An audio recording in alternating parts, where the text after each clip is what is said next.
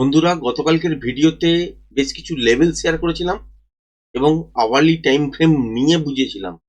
আজকে বাজেটের দিন দেখার পর নিশ্চয়ই বুঝতেই পারছেন কেন শেয়ার করেছিলাম।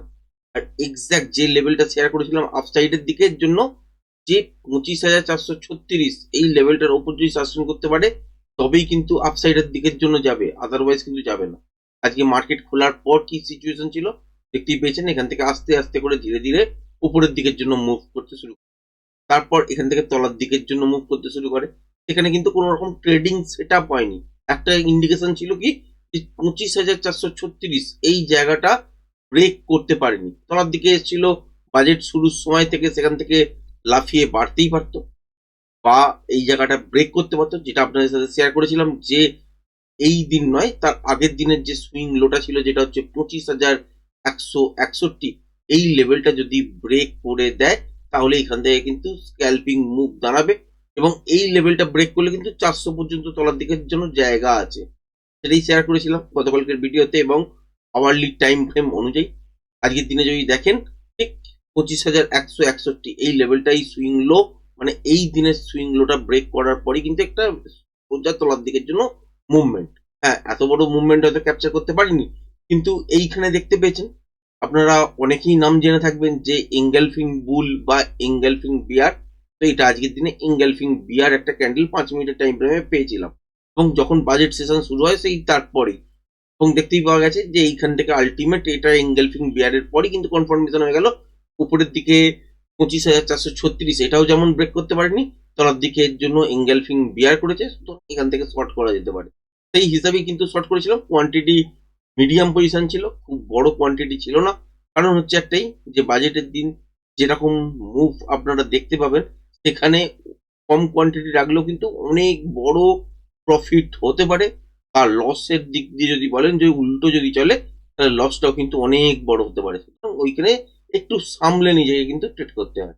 এবার দেখতে পাওয়া যাচ্ছে ব্যাক টু ব্যাক এখান থেকে তলার দিকের জন্য মুভ করেছে। আপনাদের সাথে টার্গেট শেয়ার করেইছিলাম যে 24,920 এই জায়গাটার কাছাকাছি পর্যন্ত। এরপরে কিন্তু মোমেন্টামটা আরো ভয়ানক হবে। সুতরাং এইখানে ইন্টারডে ফ্রেশ প্রজেকশন অনুযায়ী কন্টিনিউশন প্যাটার্ন তৈরি হচ্ছে কিনা সেটাই দেখার। তো বুঝতেই পারছেন, সেই জন্যই এখানে বেরিয়েছিলাম। তারপর তলার দিকের জন্য মুভ করেছিল, এখানে একটা ব্যাক টু ব্যাক ট্রেড করার চেষ্টা করেছিলাম, 10-15 পয়েন্টের বেশি মুভ পাইনি এই বাউন্সটাতে। তারপর দেখা গেল যে আলটিমেট আবারও কিন্তু তলার দিকের জন্য মুভ ঘোরাচ্ছে, এবং এই মুভটা কিন্তু আবারও কিন্তু 24,920 এই লেভেলটা ব্রেক করে দিয়েছে। ট্রেড তো হয়েছে, ঠিক এই জায়গাটা থেকেই আমরা ট্রেড ধরেছি, একদম উপর থেকে তলার দিকের জন্য নয়, এই সব জায়গার পরেই আমরা কিন্তু ট্রেড ধরেছি আজকের দিনে। এবং তারপরেই কিন্তু একটা সুন্দর মুভ পেয়েওছি। এবার যদি দেখেন কালকের দিনের জন্য কি করতে পারে, কালকের দিনের জন্য উপরের দিকে যদি বাজার ঘুরতে হয়, তাহলে এর উপরে ডিসিশন নিতে হবে, যেটা হচ্ছে 25,161। তার আগে পর্যন্ত যতবারই বাউন্স করুক না কেন তলার দিকের জন্য ডিপ নেবে। এবার যদি দেখেন যে এখন বন্ধ হয়েছে কোথায়, 24,768 এই জায়গাটায় বন্ধ হয়েছে। এবার ছোটখাটো গ্যাপ আপে খুলতেই পারে, কিন্তু দেখবো হয়তো 24,920 আর ব্রেক করেনি। সেক্ষেত্রে কিরকম সিচুয়েশন হতে পারে, ছোটখাটো গ্যাপ আপে খুললো, হয়তো বেশ কিছুক্ষণ টাইম স্পেন্ড করলো, তারপর দেখলেন তলার দিকে আবার মুভ করতে শুরু করলো। সেক্ষেত্রে এই সুইং লোটাও ব্রেক হতে পারে, এবং তলার দিকের জন্য এই যে জায়গাটা টেকনিক্যালি দেখতে পাচ্ছেন 24,336 এই জায়গাটার কাছাকাছি পর্যন্ত টার্গেট অ্যাচিভ হতে পারে, ঠিক এই জায়গাটার কাছাকাছি পর্যন্ত, যেটা হচ্ছে 24,336। কালকের দিনের লেভেল কত দূর পর্যন্ত ছিল, এই জায়গাটা পর্যন্ত। এবার আপনাদের সাথে বেশ কিছু লেভেল শেয়ার করেও ছিলাম, এবং এখানে প্যাটার্ন অনুযায়ী ড্র করে দেখিয়েছিলাম যে আলটিমেট এই রেঞ্জটা ব্রেক করলে কি হবে, আর এই রেঞ্জটা ব্রেক করে চললে কি হবে। মিলে গেছে। এবার বাজেট নিয়ে যদি দেখেন সিচুয়েশন, তো বাজেট নিয়ে ওভারঅল এই রকম সময়টাতে, মানে যখন সরকার চলে তার মধ্যিখানে যে সময়টা থাকে, সেখানে কিন্তু কিছু কনস্ট্রাকটিভ ওয়েতেই কাজ হয়। যেমন বেশ কিছু, মানে দূরদৃষ্টি সম্পন্ন যদি দেখেন, ম্যানুফ্যাকচারিং সেক্টরগুলোর দিকে জোর দেওয়ার চেষ্টা করেছে, পাওয়ার প্রজেক্টের দিকে জোর দেওয়ার চেষ্টা করছে। এখানে ভোটের সময় নয়, সুতরাং বুঝতে হবে যে এখানে জনমুখী বাজেট আসবে না। আবার ভোটের ঠিক সময় আসবে, সেখানে হয়তো কিছু জনমুখী বাজেট আসবে। হ্যাঁ, তার মধ্যেও কিছু কিছু কাজ হয়েছে। হ্যাঁ, আর একটা হচ্ছে যারা আমরা স্টক মার্কেট নিয়ে কাজ করি, তাদের জন্য দুর্ভাগ্য এটাই যে এসটিটি আবারও কিন্তু বেড়ে গেল। 0.01 ছিল, সেখান থেকে 0.015 হয়ে গেল। তো এই জায়গাটাতে একটা প্রবলেম আছে, যেখানে ট্রেডারদের মনোবল বাড়ানোর জন্য যেখানে ট্যাক্স কম লাগানো হচ্ছে, সেখানে ব্রোকারেজ চার্জ, তার ওপর এসটিটি, এইরকম মিলিয়ে কিন্তু জর্জরিত একটা সিচুয়েশন। সুতরাং আস্তে আস্তে ট্রেডারের কিন্তু মনোবলগুলো এখানে কিন্তু নষ্টই হয়। আর তার মধ্যে ম্যাক্সিমাম দেখতেই পাচ্ছেন যে আলটিমেট খুব রেঞ্জ বাউন্ড টাইপের সিচুয়েশন হয়, সেখানে খুব একটা বড় পয়েন্টের মুভমেন্ট কিন্তু পাওয়া যায় না এখনো পর্যন্ত। যেমন আমরা অন্যান্য সেক্টরে যদি ট্রেড করে দেখি, যেমন বিটিসি ধরুন, সেখানে যদি ট্রেড করা হয় প্যাটার্ন অনুযায়ী টেকনিক্যাল, সেখানে কিন্তু পয়েন্ট পাওয়ার একটা জায়গা থাকে। কিন্তু এখানে কোনো কোনো দিন 100 পয়েন্টের মুভমেন্টের মধ্যেই মার্কেট শেষ, 200 পয়েন্ট জোর করে দেখানো হয়, গ্যাপ আপ বা গ্যাপ ডাউন খুলে গেল হয়তো 100 পয়েন্ট ওপরে, তারপর থেকে হয়তো 50-70 পয়েন্ট 100 পয়েন্টের মধ্যে মুভমেন্ট হলো। সেখানে কি ট্রেড হবে? ছোট ছোট স্ক্যাল্পিং ট্রেড বা ওভার ট্রেড করা ছাড়া কোনো গতি নেই, সেই করতে গেলেই কিন্তু ট্র্যাপ হয়। এবং বাজারে মুভমেন্ট দরকার, সেই মুভমেন্ট গুলো কিন্তু ম্যাক্সিমাম দিন কিন্তু থাকে না। সুতরাং এই জায়গাগুলোকে কিন্তু খেয়াল রাখা উচিত, সেখানে ট্যাক্সেশন কম রাখা উচিত, মানুষকে শিক্ষিত করে এই জায়গায় আনা উচিত। কিন্তু যাই হোক, কি আর বলবো, আপাতত কিছু বলার নেই। এইসব জায়গাটাই প্রবলেম আমাদের, যারা ট্রেড করি, তো আমাদের কমিউনিটির জন্য ট্যাক্স, যে সেভিংস এর কথা ভাববেন, তো সেখানে ট্যাক্স অলরেডি ইনক্রিজ হচ্ছে। এই জন্য ম্যাক্সিমাম যারা বড় ট্রেডার, তারা সব বাইরে থেকেই অপারেট করার চেষ্টা করছে। তো সেগুলো বিভিন্ন ওয়েতে, সেটা আলাদা বিষয়, কোনো একদিন কথা বলবো। এবার ব্যাংক নিফটি নিয়ে যদি চর্চা করেন, ব্যাংক নিফটিও কালকের দিনে আমরা আবারও ব্ল্যাক মন্ডে দেখতে পারি নিফটি এবং ব্যাংক নিফটির ক্ষেত্রে। সেক্ষেত্রে আপনার সাথে ক্লিয়ার লেভেল শেয়ার করেইছিলাম আগের দিন, যে 60,020 এই লেভেলটার উপর চলতে শুরু করলে এই 400 পর্যন্ত তো জায়গা আছে, 400 500 কাছাকাছি, 488 500 কাছাকাছি পর্যন্ত জায়গা আছে। এরপরে ইন্টারডে ফ্রেশ প্রাইস অ্যাকশন অনুযায়ী যদি কন্টিনিউশন প্যাটার্ন আপসাইডের দিকে হয়, তাহলে এই মুভটাই উপরের দিকের জন্য কনভার্ট হবে, আদারওয়াইজ রিভার্সাল হলে তলার দিকে হবে। যতক্ষণ না 60,020 এই লেভেলটা ব্রেক করছে, ততক্ষণ পর্যন্ত বাইং সিচুয়েশন দাঁড়াচ্ছে না। তো আজকের দিনে দাঁড়ায়নি, ভালো করে বুঝতেই পারছেন।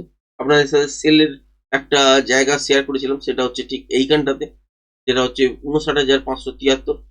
তো এইটা ব্রেক করার পরই বুঝতে পারছেন মোমেন্টাম চলে আসবে, এবং তলার দিকে হচ্ছে 59,245 এই লেভেলটাও শেয়ার করেছিলাম। এর তলাতে ভয়ানক মোমেন্টাম চালু হয়ে যাবে, সেটাই কিন্তু আজকের দিনে দেখেছেন। এবং তলার দিকে আপনাদের সাথে শেয়ার করেও ছিলাম যে এই জোনটা, গতকালকের ভিডিওতে খেয়াল করে দেখবেন, এই জোনটা কিন্তু শেয়ার করেছিলাম, যেটা হচ্ছে 58,106-7 থেকে 57,739 এই জোনটার মধ্যে আজকের দিনের তলার দিকে এই এক্স্যাক্ট এই জায়গাটাইতেই কিন্তু এসছে। তারপর একটা বাউন্স হয়েছে, ন্যাচারালি হয়, কারণ ওপর থেকে যখন তলায় পড়ে তারপর একটা প্রফিট বুকিং আসে, সেই প্রফিট বুকিং এর প্রেসারটাই হচ্ছে এটা। তারপর নতুন করে আবার কোয়ান্টিটি চাপানো হয়, তার ফলে কিন্তু আবার তলার দিকের জন্য মুভ করছে।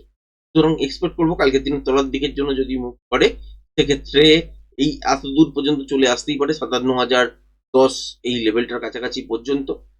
বা যদি বড় সড়ো গ্যাপ ডাউন খোলে, তারপর যদি দেখেন যে উপরের দিকের জন্য কিছুটা বাউন্স হয়েছে, তারপর একই জায়গার মধ্যে ট্রেড হচ্ছে কিন্তু বেরোতে পারছে না, রেঞ্জের মধ্যেই বাজার আবদ্ধ হয়ে আছে, মানে ঠিক এইরকম ধরুন ঠিক এইরকম গ্যাপ ডাউন হয়তো খুললো, খোলার পর দেখলেন যে একটা বাউন্স মতন নিল, তারপর দেখলেন এই রেঞ্জটার মধ্যেই ট্রেড করে যাচ্ছে কন্টিনিউ, তাহলে কিন্তু ট্রেড করতে যাবেন না।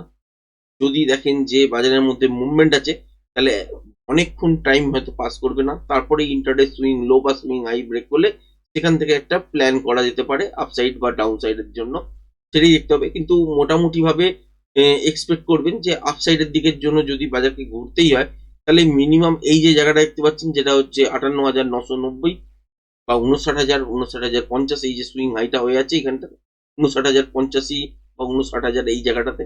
তো এই সুইংটা ব্রেক করে চলতে পারলে তবেই কিন্তু বাজার ওপরের দিকের জন্য ঘুরতে শুরু করবে, আদারওয়াইজ কিন্তু ঘুরবে না। গ্যাপ আপ যদি খোলেও কোনো কারণে আর 59,050 বা 59,000 তলাতেই থাকে, তাহলে আলটিমেট কিছুক্ষণ টাইম পাস করার জন্য পর তলার দিকের জন্য মুভমেন্ট হতে পারে, এবং সেই মুভমেন্টটা এই জায়গাটার কাছাকাছি পর্যন্ত তলার দিকের জন্য চলে আসতে পারে, যেটা হচ্ছে 57,026 এই জায়গাটার কাছে।